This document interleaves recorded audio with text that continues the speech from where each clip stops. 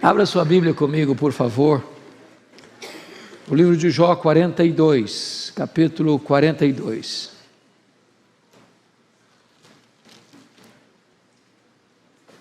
Versos de 1 a 17.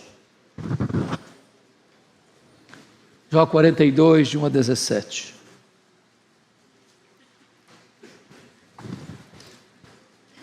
Está escrito assim: Então respondeu Jó ao Senhor: Bem sei que tudo podes, e nenhum dos teus planos pode ser frustrado.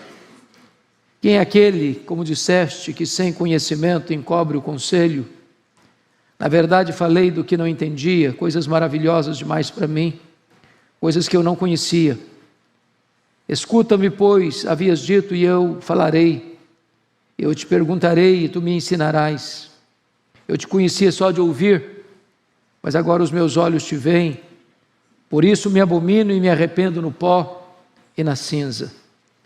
Tendo o Senhor falado essas palavras a Jó, o Senhor disse também a Elifaz, o temanita: A minha ira se acendeu contra ti e contra os teus dois amigos, porque não dissestes de mim o que era reto, como o meu servo Jó. Tomai, pois, 7 novilhos e 7 carneiros, e ide ao meu servo Jó, e oferecei holocaustos por vós. O meu servo Jó orará por vós, porque dele aceitarei a intercessão, para que eu não vos trate segundo a vossa loucura, porque vós não dissestes de mim o que era reto, como o meu servo Jó. Então foram Elifaz, o temanita, e Bildade, o suíta, e Zofar, o naamatita, e fizeram como o Senhor lhes ordenara, e o Senhor aceitou a oração de Jó. Moldou o Senhor a sorte de Jó, quando este orava pelos seus amigos, e o Senhor deu-lhe o dobro de tudo que antes possuíra. Então vieram a ele todos os seus irmãos e todas as suas irmãs, e todos quantos dantes o conheceram, e comeram com ele em sua casa, e se condoeram dele, e o consolaram de todo o mal que o Senhor lhe havia enviado. Cada um lhe deu dinheiro e um anel de ouro. Assim abençoou o Senhor o último estado de Jó, mais do que o primeiro, porque veio a ter 14.000 ovelhas, 6.000 camelos, 1.000 juntas de bois e 1.000 jumentas. Também teve outros 7 filhos e 3 filhas. Chamou o nome da primeira Gemima, a da outra Késia, e da terceira Queren-Rapuque. Em toda aquela terra não se acharam mulheres tão formosas como as filhas de Jó. E seu pai lhes deu herança entre seus irmãos. Depois disto, viveu Jó 140 anos, e viu a seus filhos e aos filhos de seus filhos até a 4ª geração. Então morreu Jó velho e farto de dias. Amém.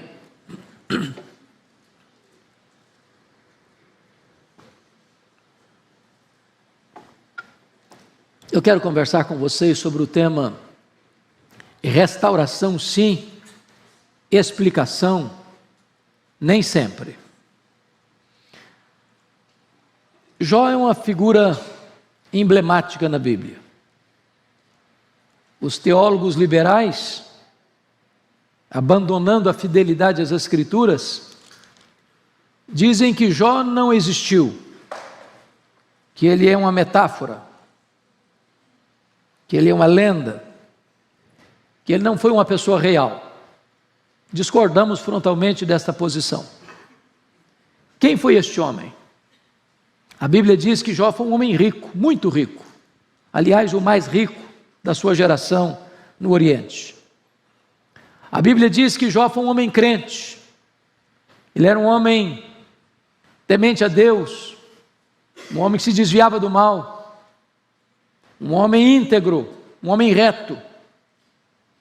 A Bíblia diz que Jó era um pai exemplar, que orava pelos seus filhos todos os dias, orava de madrugada, orava perseverantemente, preocupado com a vida espiritual dos filhos. A Bíblia diz que Jó era um homem generoso, ele era os olhos dos cegos, ele era a perna dos aleijados, ele ajudava as viúvas e os aflitos no seu tempo, refrigerando a alma deles e trazendo esperança para eles. A Bíblia diz, entretanto, que apesar de todos esses predicados, Jó foi um homem duramente provado, e provado por Deus. Diz a Escritura que Satanás um dia levanta uma suspeita acerca das motivações de Jó, dizendo para Deus que Jó só servia a Deus porque Deus o abençoava, porque Deus cercava a casa dele com a grande muralha de proteção, trazendo a ideia de que Jó era alguém que precisava ser subornado por Deus para adorar a Deus, e levantando até a suspeita de que ninguém serve a Deus senão por interesse. E Satanás acusou Jó de amar mais o dinheiro do que a Deus, de amar mais a família do que a Deus, de amar mais a si mesmo do que a Deus. Então, por providência divina e para testemunho da história, Deus permite que Jó seja golpeado por duras provas. Primeiro, ele perdeu os seus bens. Sendo o homem mais rico, decreta falência. Segundo, Jó tem a amarga experiência de ver todos os seus filhos mortos. 10 filhos, 7 filhos e 3 filhas, num único acidente. E talvez uma das providências mais duras de se viver na vida, um pai sepultando todos os seus filhos num único dia. Mas se não bastasse isso, Jó é golpeado por uma enfermidade mortal, feridas do alto da cabeça à planta dos pés. E esse homem, já falido, enlutado, agora precisa enfrentar uma amarga enfermidade. Ele vai ficando magro, magérrimo, caquético, de couro furado pelas costelas em ponta. Se não bastasse isso, a sua mulher ainda se insurge contra ele e contra Deus, dizendo: ainda conservas a tua integridade? Amaldiçoa o teu Deus e morre. Se não bastasse essa tempestade, um outro vendaval vem sobre ele, e os seus amigos que vieram para consolá-lo transformam-se em acusadores molestos, acusando-o de adultério, de ladruagem e de desonestidade. Nessa conjuntura tão dramática, diz a Bíblia, que Jó levanta aos céus 16 perguntas. Por quê? Por quê? Por quê? E as perguntas são profundamente pertinentes. Por que eu estou sofrendo? Por que a minha dor não cessa? Por que eu enterrei meus filhos? Por que eu não morri no ventre da minha mãe? Por que eu não morri ao nascer? Por que o Senhor não me mata de uma vez? Jó, no torvelinho da tempestade, no miolo da crise, no epicentro do problema, ergue aos céus 34 queixas contra Deus. Esse homem está no fundo do poço. Ele perdeu seus bens, ele perdeu sua saúde, ele enterrou seus filhos, ele foi abandonado pela esposa na maior e mais profunda crise da sua vida, e ele foi acusado pelos seus amigos. Mas diante de tantas perguntas e de tantas queixas, a única resposta que ele escutou foi o silêncio de Deus. E eu posso lhes garantir que o silêncio de Deus grita mais alto nos ouvidos da nossa alma que o ruído mais barulhento das circunstâncias mais adversas. Jó perdeu, diríamos nós, tudo exceto Deus. Perdeu tudo exceto a fé. E é nessa crise medonha que ele arranca do peito um brado de esperança e diz: mas uma coisa eu sei, é que o meu Redentor vive. E eu verei o meu Redentor, revestido este meu corpo de pele, eu verei o meu Redentor. E então, Deus rompe o silêncio e, curiosamente, faz para Jó 70 perguntas. 70 perguntas, todas retóricas, impossíveis de serem respondidas. E Deus pergunta: onde estavas tu, Jó, quando eu lançava os fundamentos da terra? Onde estavas tu, Jó, quando eu espalhava as estrelas do firmamento? Onde estavas tu, Jó, quando eu cercava as águas do mar, não impedindo que elas invadissem a terra? E Deus foi revelando a sua majestade, a sua grandeza, a sua soberania para Jó. E Jó foi como que sendo esmagado debaixo da grandeza, da majestade e da soberania de Deus. Então, Jó vai descobrir duas coisas magníficas. Primeiro, quem é Deus? Segundo, quem sou eu? Aliás, essas são as duas maiores revelações da existência. Ninguém pode viver de forma significativa na vida. Primeiro, você não sabe quem é Deus. Ninguém pode viver uma vida sensata, você não sabe quem é Ele mesmo. E então Jó, no capítulo 42, o texto que nós lemos, vai retratar algumas coisas dignas de destaque. A primeira coisa que Jó vai compreender, meus amados irmãos, está aí no versículo 1. Ele reconhece que Deus é onipotente. Agora eu sei, ou bem sei, que tudo podes. Não há descoberta mais importante para a sua vida do que esta, nesta manhã. Quem é o seu Deus? Quão grande é o seu Deus?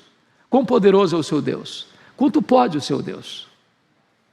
Vejam vocês que a circunstância não mudou. O que mudou foi o conceito. Não foi a realidade circunstancial que mudou, foi a teologia que mudou. E a restauração não começa quando as coisas mudam, a restauração começa quando a sua mente muda. A restauração começa quando você entende as verdades espirituais com clareza, com nitidez, fora do torvelinho ou apesar do torvelinho que assola e massacra você. Eu sei que tudo podes. O seu Deus é o todo-poderoso Deus. O seu Deus controla o universo. O seu Deus dirige as estações do ano. O seu Deus dirige as nações da terra. O seu Deus tem controle sobre a sua vida. O seu Deus tudo pode. E essa é a verdade que você hoje precisa também compreender à luz desse texto. A segunda coisa que Jó vai entender de uma maneira tão linda é que Deus tem um plano, que não existe acaso, que não existe sorte, que não existe azar, que não existe determinismo cego, que não existe sincretismo nem misticismo. Ele vai dizer no verso 2 ainda: e nenhum dos teus planos pode ser frustrado. Entender isso é libertador. Entender isso traz restauração para a alma. Você saber que a sua vida não é uma lasca de lenha jogada no mar da vida e empurrada de um lado para o outro ao sabor das circunstâncias. A sua vida está nas mãos do Deus Todo-Poderoso e Ele está trabalhando por você e não contra você, para que todas as coisas cooperem para o seu bem. Mas ele vai descobrir algo maior ainda. Ele vai reconhecer agora quem é Ele. E a primeira coisa que ele descobre, que ele é extremamente limitado em seu conhecimento. Ele diz no verso 3, na verdade eu falei do que eu não entendia. Meus irmãos, está aqui para mim uma das coisas mais lindas. Quanto mais um homem sabe, quanto mais um homem conhece, quanto mais ele granjeia conhecimento, quanto mais ele avança na sabedoria humana, mais este homem é humilde. Só lata vazia faz barulho.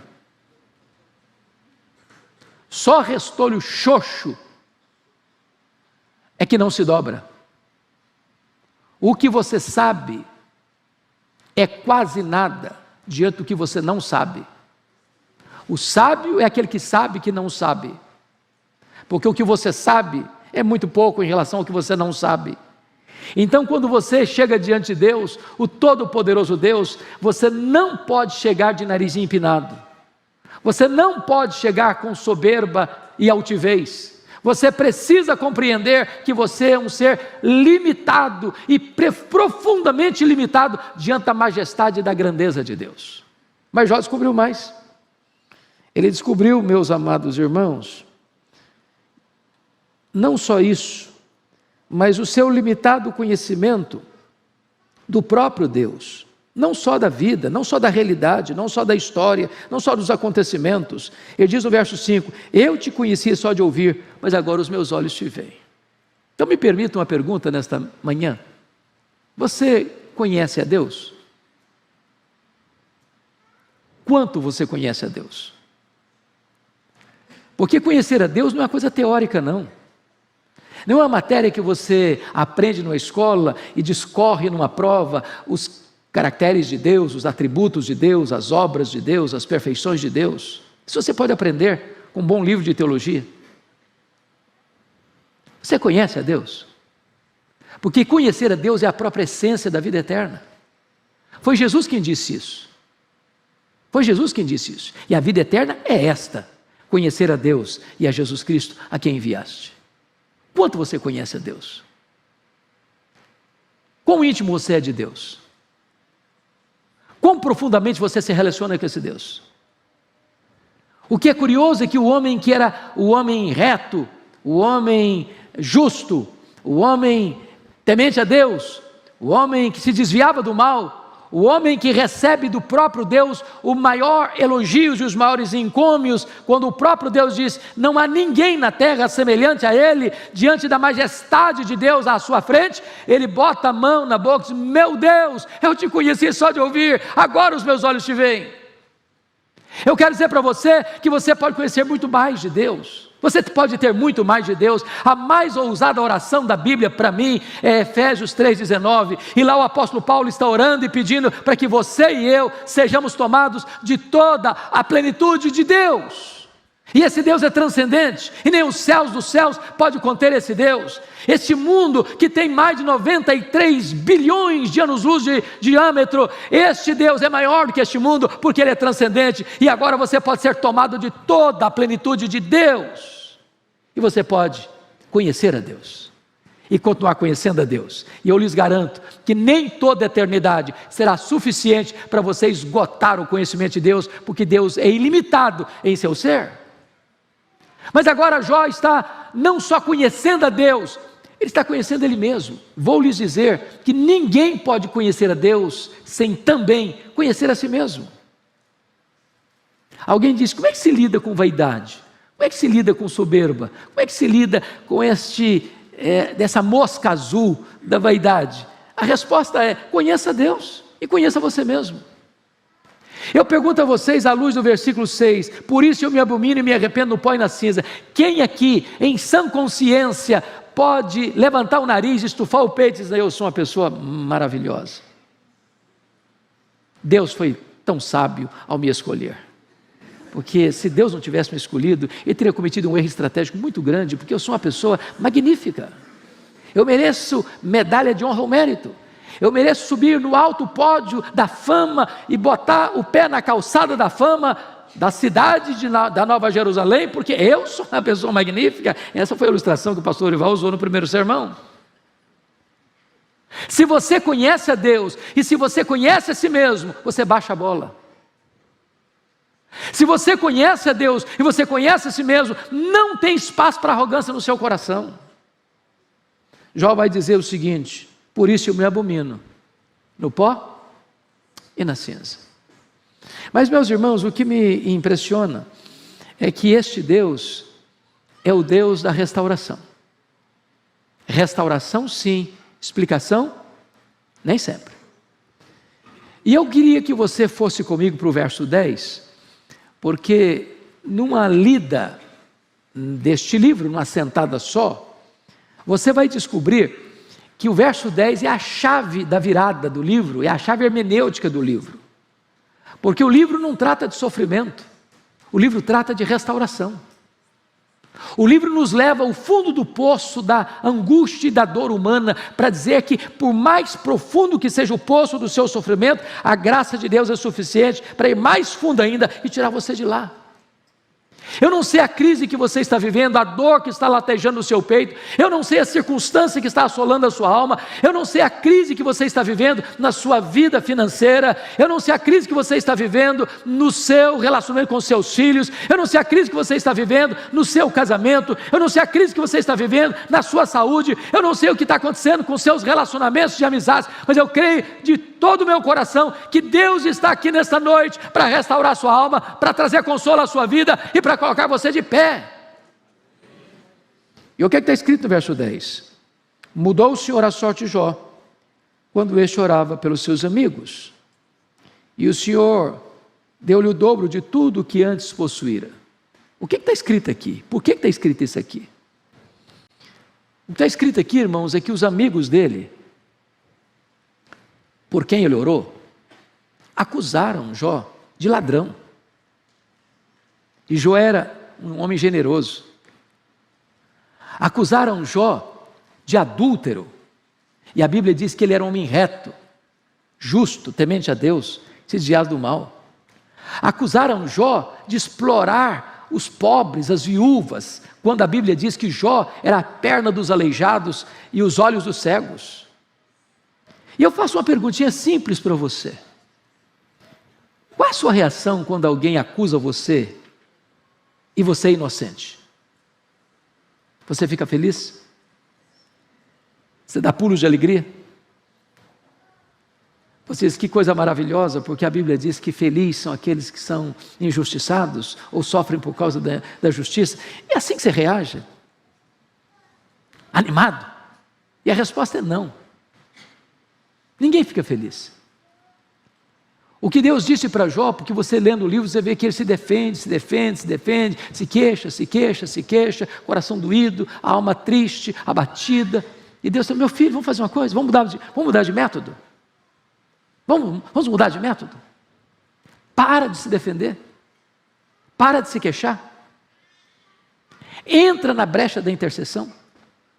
Começa a orar por esses homens que estão massacrando você, que estão cravejando você com setas de acusações levianas. Comece a orar por eles. Porque ninguém pode orar por alguém e ter mágoa dessa pessoa ao mesmo tempo. A intercessão requer de você perdão. Ninguém é um intercessor sem ter perdão no coração. E diz a Escritura que quando Jó começou a orar pelos seus amigos, Deus virou a chave, Deus virou a mesa, Deus virou a história, Deus restaurou a sorte de Jó. E eu quero dizer para vocês que o nosso Deus é o Deus da restauração. E prestem atenção que as 5 áreas que Satanás tentou destruir na vida de Jó, Deus restaurou todas elas. Primeiro, Deus restaurou a saúde dele, conforme está escrito lá no versículo 16. Deus lhe deu mais 140 anos de idade, mais 140 anos de vida. Pois eu quero dizer para você que ainda que a medicina tenha dado para você uma sentença de morte, Deus pode virar essa chave, Deus pode alterar esse diagnóstico, Deus pode trazer uma cura milagrosa, Deus pode estender seus dias, Deus pode fazer um milagre, porque a última palavra é do Deus vivo. Segundo, irmãos, Deus restaura, diz a Bíblia, os bens de Jó. Você vai notar no versículo 12, que Deus abençoou, o Senhor abençoou o último estado de Jó, mais do que o primeiro, porque se você compara 42:12 com 1, versículo 3, você vai notar que Deus deu o dobro para ele. Talvez essa pandemia trouxe prejuízo para você na sua vida financeira, talvez a sua empresa caiu o capital, talvez você abaixou o seu salário, talvez você tenha perdido recursos e mais recursos diante da crise mundial e nacional que se avizinha, talvez você esteja com o seu coração preocupado com todo o cenário que se avizinha por aí, mas eu quero dizer para você que Deus é poderoso para restaurar a sua vida financeira, para colocar você de pé, para dar um outro horizonte para a sua vida financeira, porque este é o Deus da restauração. Mas em terceiro lugar, Deus restaura também, diz a Bíblia, as amizades de Jó. Eu acho isso impressionante. E aqui está um princípio de vida, irmãos, dos mais sábios da Bíblia. Via de regra, quando você está sendo injustiçado, você quer tomar esta causa nas suas mãos, para fazer justiça com as suas mãos, ou para se defender, ou para devolver a acusação. E aí o que acontece? Deus vai lá para os acusadores de Jó e disse para eles assim, olha, vocês foram loucos, vocês não falaram de mim o que é justo, o que é certo, como o meu servo Jó falou. Então, eu vou restaurar vocês, mas para vocês serem restaurados, vocês vão ter que ir lá naquele homem que vocês criticaram, acusaram levianamente, porque eu vou ouvir a oração daquele homem para restaurar vocês. E Deus está nos ensinando um princípio. Qual o princípio? O princípio é este: se você cuidar da sua piedade, Deus vai cuidar da sua reputação. Você não tem que se defender, você tem que andar com Deus, porque quando você anda com Deus, Deus defende você. Quando você anda com Deus, quem criticou você vai ter que voltar a você e mudar de opinião a seu respeito. Deus restaura as amizades de Jó. Mas mais do que isso, diz a Bíblia que Deus restaura também o casamento de Jó. Há poucos dias eu escutei um pregador falando sobre Jó, pastor Ival, ele disse que Jó casou de novo, casou com outra mulher. Aquela já estava muito problemática, já tinha chutado a canela dele quando ele estava com sofrimento, e ele virou a página e ele buscou uma outra alternativa. Embora a Bíblia não diga nada, eu quero crer que ele casou com a mesma, exatamente porque a Bíblia não diz nada. Que se a Bíblia tivesse passado a ideia de que ele teria casado com outra mulher, estaria claro. E para casar com a mesma mulher, que desejou para ele a morte, ou mandou ele morrer, na hora do sofrimento, tinha que ter perdão. E casamento é isso. Casamento não é uma relação 100% correta do começo ao fim. Casamento é uma relação de duas pessoas imperfeitas que precisam recomeçar todos os dias. Talvez você está magoado com o seu marido, ou talvez você está magoado com a sua mulher. Talvez você está pensando até que não tem jeito. Tem muitas pessoas que já jogaram a toalha.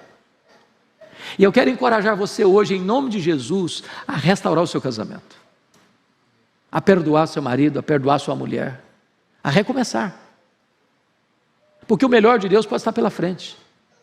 Quando Jesus faz o milagre, o vinho novo é melhor que o vinho antigo. Deus pode mudar a sua história, Deus pode mudar a sua realidade. Eu nunca me esqueço, um dia eu chego aqui no pátio, eu não conheço, devia ser uma pessoa visitante, preciso defender a nossa igreja, né, pastor? E a pessoa disse assim: ô pastor, eu vim comunicar ao senhor aqui, o senhor me conhece há tanto tempo, eu venho aqui de vez em quando, mas frequenta a igreja e tal, e eu dizer para o senhor o seguinte: eu estou me separando, passando uma crise, e estou me separando. Falei: é mesmo, você está se separando? Falei: estou separando. Mas você vai divorciar? Falei: vou divorciar. E eu falei: minha filha, por que você vai divorciar? Ela respondeu assim para mim: secou. Se botar a legenda, secou. Falei: é mesmo, secou. É? Ué, mas se secou, tem esperança para você. Ela regalou os olhos, falou: como assim tem esperança? Ué, mas Deus fez a vara seca do Arão florescer, Ele faz o seu coração seco aí florescer também. Falou: o senhor perdeu o juízo, eu estou falando para o senhor que morreu tudo aqui dentro. Falei: morreu? Ué, mas se morreu também tem esperança. Você não viu na Bíblia lá que Jesus ressuscita os mortos? Ele ressuscita o sentimento da morte no seu coração. Falou: o senhor ficou doido, o senhor endoideceu. Estou dizendo para o senhor que acabou, não tem mais nada, nada, acabou tudo. Falei: acabou, filha, então tem esperança? Você não leu na Bíblia lá que Deus chama a existência as coisas que não existem? Ele pode chamar a existência o que não tem mais nada aí. Vamos fazer o seguinte, nós vamos orar junto. Eu vou orar com você uma semana. Na próxima segunda você volta aqui. Conexão com Deus. E voltou. Pastor, acabou mesmo a vontade de divorciar. Deus está fazendo algo maravilhoso na minha vida. Eu quero dizer para você que com Deus tem recomeço, com Deus tem restauração. Não joga a toalha não, crê que Deus está nesse negócio e Ele pode restaurar o seu casamento. Mas Deus restaurou até os filhos. Ele tinha 10, passou a ter 10 de novo. Eu acho isso incrível. E eu queria muito aqui que você corrigisse uma frase que é muito usada no meio evangélico e nós não podemos usar essa frase. Morre o pai, morre a mãe, morre o irmão. Doloroso demais, às vezes morre um filho, morre uma filha. E aí a pessoa diz assim: perdi meu pai, perdi minha mãe, perdi meu filho, perdi meu irmão. Essa não é uma frase boa para um crente usar. Você perde algo ou alguém quando você não sabe onde está. Como aquele pai que depois de sepultar o seu filho, voltava do cemitério, um amigo veio lhe dar um abraço e disse: meus pêsames, fiquei sabendo que você perdeu o seu filho. Ele respondeu: não, eu não perdi meu filho.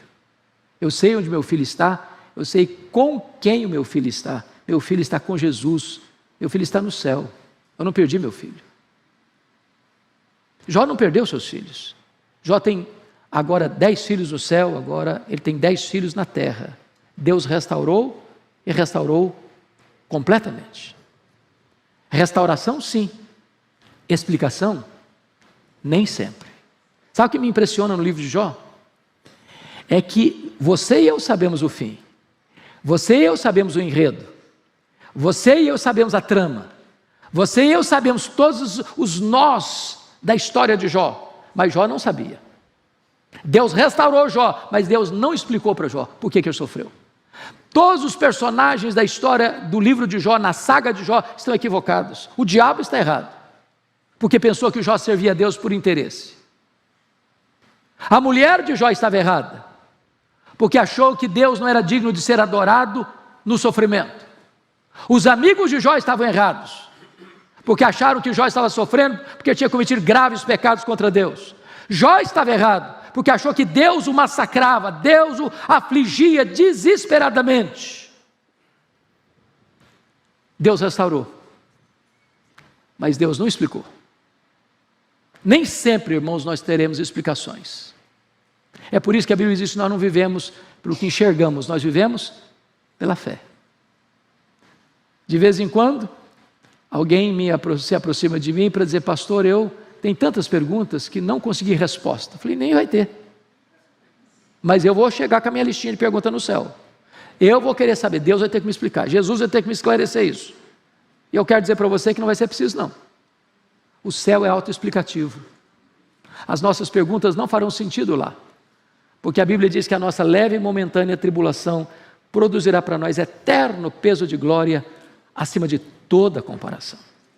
Então, saiba disso, Deus está aqui e Ele é poderoso para restaurar a sua vida. Restaurar a sua vida financeira, restaurar a sua saúde, restaurar seus filhos, restaurar seu casamento, restaurar suas amizades, restaurar todas as coisas. Explicação? Nem sempre. Então, ao chegar no céu, você vai conhecer como você também é conhecido. Lá tudo é luz, lá tudo é claro, lá tudo está esclarecido, lá não tem qualquer sombra de dúvida ou confusão. É neste Deus que nós cremos, o Deus da nossa restauração. Vamos ficar em pé, queridos, e vamos orar.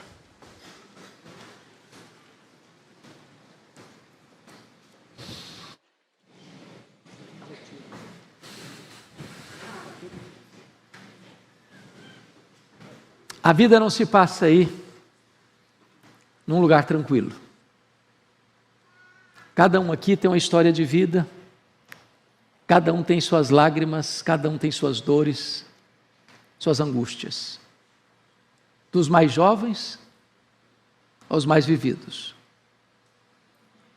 Deus não trouxe você aqui hoje porque hoje é domingo apenas, porque este é um culto que esta igreja tem todos os domingos às 11 horas. Deus trouxe você aqui hoje por um propósito maior. Ele conhece a sua vida, Ele conhece as suas lutas, Ele conhece aqueles que não têm dormido pelas madrugadas, e Ele está aqui hoje, poderoso para salvar, poderoso para restaurar a sua história, a sua vida, a sua casa. O que Ele fez com Jó, pode fazer com você. E se hoje você anseia por essa restauração de Deus, eu quero orar em seu favor. Onde você está, se você deseja oração específica nesta área de restauração, queria que você levantasse uma das suas mãos. A igreja vai orar por você. Deus está aqui neste lugar, poderoso para fazer esta grande obra na sua vida. Senhor Deus, nós te adoramos, porque Tu és o mesmo, ontem, hoje, para sempre serás o mesmo. Tu és o Deus de Jó, Tu és o Deus da Igreja Presbiteriana de Pinheiros, Tu és o Deus das famílias aqui reunidas e representadas, Tu és o Deus de todos aqueles que estão nos assistindo nos mais diversos lugares do Brasil e do mundo. Meu Deus, Tu sabes a luta, a dor, a angústia, o choro, a lágrima que atinge cada um de nós. Tu sabes aquelas áreas sensíveis que estão doídas, meu Deus, na nossa vida. E eu te peço agora, no poderoso nome de Jesus, venha ao encontro daquele que está aflito. Venha trazendo consolo, venha trazendo refrigério, venha trazendo paz, venha trazendo cura, venha trazendo restauração, Senhor, para que o teu povo possa também, como diz o Salmo 126, alegrar-se na tua presença pelos teus gloriosos feitos. Bendito é o teu nome, Senhor. Tu és o Deus da nossa restauração, e nós te adoramos, e nós te exaltamos, e nós tributamos a ti a honra, a glória e o louvor, agora e eternamente. Aleluia. Amém.